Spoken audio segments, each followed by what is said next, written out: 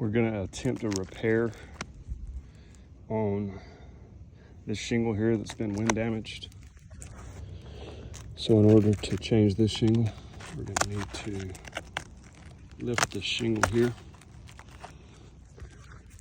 And when we slide in our new shingle here, we're gonna need to put the nail in the nailing zone, just there. So we use our hammer and hammer this down. We're gonna need to get this shingle up to 90 degrees. And as you see, due to the condition of the shingles, all it's gonna do is cause more damage due to the brittleness of the shingles. So the repairability test has failed.